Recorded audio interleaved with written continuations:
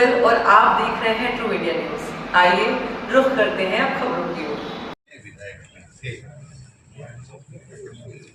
ने कहा कि हमने कभी वोट लेकिन किसी का किया नहीं, किसी का नहीं करते, ऐसी ओछी हरकतें नहीं करते, ऐसा गहलोत साहब ने कहा। इससे बड़ा झूठा व्यक्ति दुनिया में कोई दिखाई नहीं दिया। उनका वही कह रहा है हमने फोन टेपिंग किया है। मेरा ये आप वीडियो रिकॉर्डिंग सुन लीजिए, जो आप लगातार फेसबुक की छाप रहे हैं, तो आप आपका मीडिया उसमें दिखा रहे हैं। मैं समझता हूँ इस व्यक्ति ने क्या नहीं किया होगा, ईमानदारी का चोला पहन कर कितना भ्रष्टाचार नहीं किया होगा। उनका सहयोगी ही ये पोल खोल रहा है, और ये भी किसके खिलाफ किया? उनके मित्र के खिलाफ, उनके उप मुख्यमंत्री के खिलाफ। जो अपने भाई को नहीं छोड़ता, उसने और को क्या छोड़ा होगा, इससे अंदाजा लगाया जा सकता है। चाहे किसी भी क्षेत्र में देख लीजिए, चाहे भ्रष्टाचार में हुआ होगा, चाहे लोगों को तंग करने वाला होगा, चाहे झूठ बोलने में हुआ होगा, या अपने ही लोगों का हरेसमेंट करने में हुआ होगा, तो फिर विपक्ष की तो कितना इन्होंने फूल किया। लेकिन जो उस समय का विपक्ष था, अभी सत्ता पक्ष में खिलाफ कुछ नहीं है, इसलिए मुख्यमंत्री की तत्कालीन बोलती बंद है, और उसके डर के मारे तो विधानसभा में नहीं आते हैं। इतने डरे हुए सत्ता पक्ष से कि उस डर के मारे अशोक गहलोत साहब विधानसभा में भी नहीं आते हैं। दूसरा मेरा आग्रह है कि जो लोकसभा में प्रतिपक्ष के नेता श्रीमान राहुल जी ये कहा है कि हिंदू हिंसक है, हिंदू नफरत फैलाता है, हिंदू झूठा है। और उसके पहले कहा था हिंदू जो मंदिरों में जाते हैं वो लड़कियां छेड़ने जाते, पूजा करने नहीं जाते। उसके पहले कहा है इन्होंने इनकी पार्टी की प्रधानमंत्री तत्कालीन मनमोहन सिंह जी देश के संसाधनों पर मुस्लिमों का। अब राहुल गांधी जी की बात करूं कि हिंदू हिंसक है। हिंसक का दूसरा अर्थ मैं समझता हूँ, जितना समझता हूँ मैं ज़्यादा पढ़ा लिखा है, लेकिन इतना समझता हूँ कि मारने वाला है, और उसका दूसरा अर्थ जो होता है हत्यारा है, यानी पूरी हिंदू समाज को हत्यारा कहना। ये हिंदू समाज ही नहीं, पूरे देश का अपमान है, और देश का अपमान देश की जनता किसी भी कीमत पर बर्दाश्त नहीं करेगी, और देश की जनता है इसका बदला लेगी, छोड़ेगी नहीं। ये भी कारण है। यदि कोई कांग्रेसी ये कहता है कि मैं हिंदू हूं लेकिन हिंसक नहीं होता, हिंदू या हिंसक नहीं, तो थोड़ी भी इंसानी बची, थोड़ा भी उसके मन में हिंदुत्व के प्रति, हिंदू के प्रति, देश के प्रति और देशवासियों के सम्मान का भाव बचा है, तो चाहे बीजेपी में आए कि ना है, लेकिन कांग्रेस को तो छोड़ ही देना चाहिए, क्योंकि ये हिंदुओं की यानी देश की विरोधी पार्टी है जिस प्रकार की चर्चा कर रहे हैं। और इन्होंने तो संविधान की हत्या की, संविधान की हत्या की, और संविधान का बनाने का भूल रही है। 1975 में 25 जून 1975 को इमरजेंसी लगाई। इमरजेंसी क्यों लगाई? क्योंकि माननीय इलाहाबाद हाई कोर्ट का जो फैसला था उसका सुप्रीम कोर्ट ने वहां रखा कि जो तत्कालीन वहाँ के एमपी श्रीमती इंदिरा गांधी, उसने गलत तरीके से चुनाव जीता है, प्रधानमंत्री रहने का भी कोई हक नहीं था, हालांकि कोर्ट ने कहा था।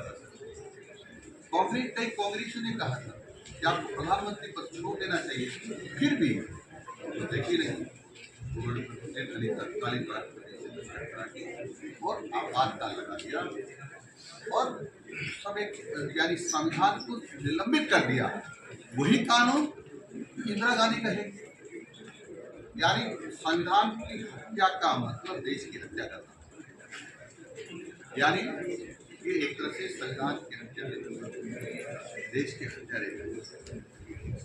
इसलिए अब हम सब हर साल संविधान हत्या दिवस मनाएंगे, आम जनता को बताएंगे कि किस प्रकार से देश के श्रेष्ठ लोगों को और जो लोकतंत्र के हामी थे, पक्षधर थे, उन लोगों को पकड़ पकड़ जेल में डाला, तो यातनाएं दी, जिंदगी के कट लगाए गए, उल्टा लटकाया गया, क्या क्या नहीं किया उनके साथ। यदि उनके उस समय के लोकतंत्र सेनानी हैं उनसे पूछो, रोंगटे खड़े हो जाते हैं। क्या इंसान को इस प्रकार की यातनाएं दे सकता है क्या? यानी यातनाएं देने वाले भी जानवर बन गए, और उन्होंने जिस प्रकार से यातनाएं दी वो इंसान को नहीं दे सकता था, राक्षसी था जिसने प्रकार की यातनाएं दी।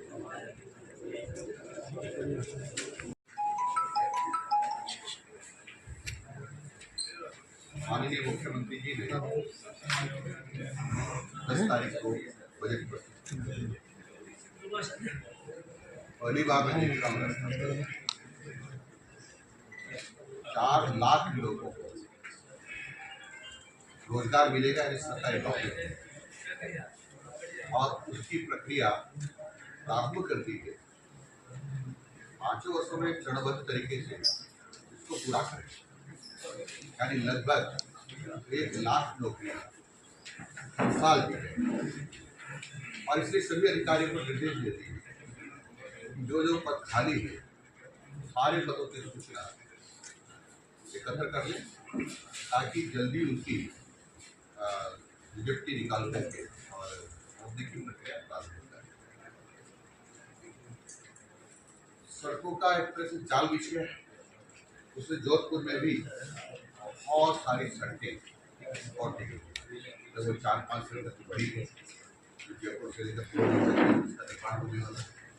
और यहाँ नहर चौराहे से भी एक रोड बनने वाला है।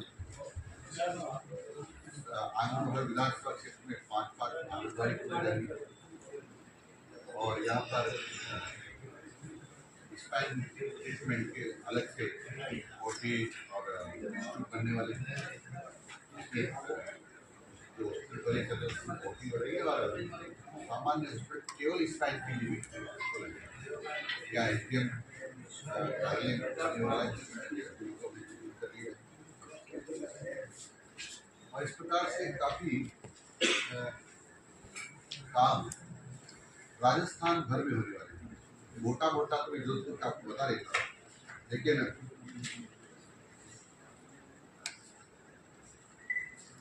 ये 194 किलोमीटर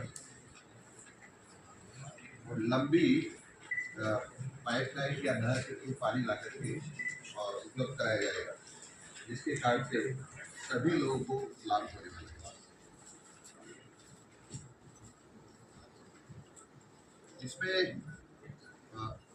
230 करोड़ रुपये खर्च होंगे, और चिमाड़ा फुलोदी में सहायक अभियंता विद्युत कार्यालय खुलेगा।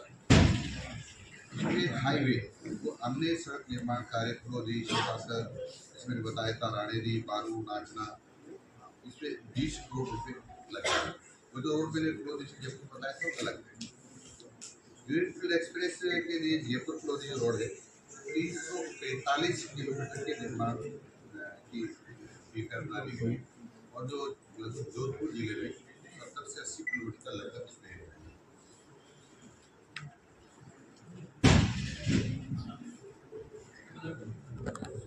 फुलोदी में कन्या महाविद्यालय खोला जाएगा, और फुलोदी के उप जिला चिकित्सालय को जिला चिकित्सालय विभूत किया जाएगा, और इसके लिए भवन निर्माण के लिए चरणबद्ध तरीके से भवन निर्माण के लिए 300 करोड़ की लागत से जिला अस्पताल का भवन निर्माण किया जाएगा। जम्बेश्वर लिफ्ट में लगभग 18,250 एकड़ स्प्रिंकलर होता है जो सिंचाई सुविधा तो की जाएगी, यानी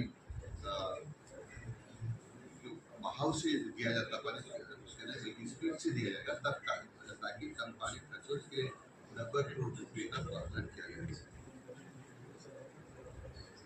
जेनार व्यास लिफ्ट नगर क्षेत्र में 12,000 हेक्टर में स्प्रिंकलर सिंचाई सुविधा उपलब्ध कराई जाएगी। इसमें 75 करोड़ रुपये का प्रावधान है।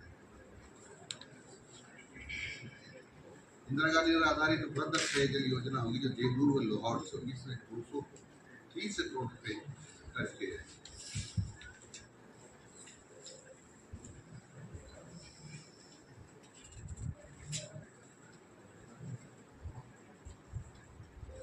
मैंने बताया था कि आपको सिमड़ा प्रोजेक्ट साइड योजना का कार्य किया जाएगा।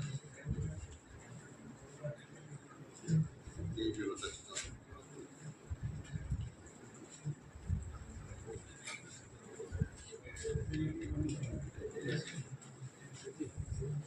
राजस्थान भर ये मोटा थोड़ा मैंने आपको जोधपुर को जिक्र बताया। राजस्थान भर में ऐसा कोई क्षेत्र नहीं है और जहाँ पर विकास के काम नहीं होंगे। और माननीय मुख्यमंत्री महोदय ने लगभग 10 करोड़ पौधे हर साल लगाने का निश्चय किया। इसलिए 5 साल लगभग 4,000 करोड़ रुपये उस पर खर्च हुए। और इस बार भी हम अनेक लोगों से मिल करके अनेक लोगों को प्रोत्साहित करके और राजस्थान भर में अमृत पर्यावरण महोत्सव है। उस दिन 8 अगस्त को उस दिन लगभग 7 करोड़ से भी ज़्यादा पौधे लगाने का लक्ष्य है। और इस काम के लिए हमारे सब लोग जुटे हैं। प्रारंभिक जो पहले का काम करना होता है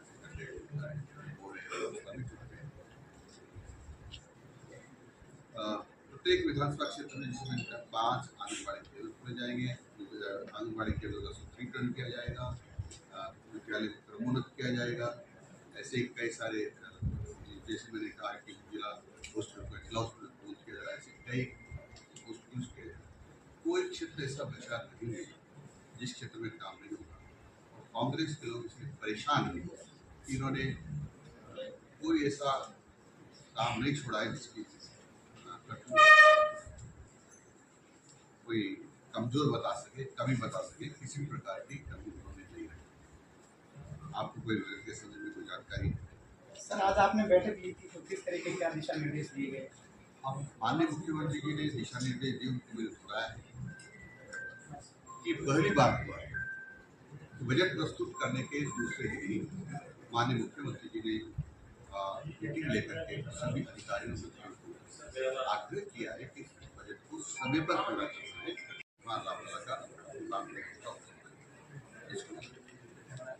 लेकिन आप उसको वापस ले लेते पूरा देश ऐसा लगेगा जैसे कोई बच्चे स्कूल के बच्चे पूरा देश बनाएगा। और पूरे देश की जनता में विद्यालय में बच्चे भी शामिल हैं। पूरे देश के साथ पूरे समाज के साथ और समाज के बीच में सब लोग जिस प्रकार से भगवान राम का प्रतिष्ठा उत्सव मनाएंगे इसी प्रकार से सब लोग हम भी भगवान राम का प्रतिष्ठा उत्सव मनाएंगे।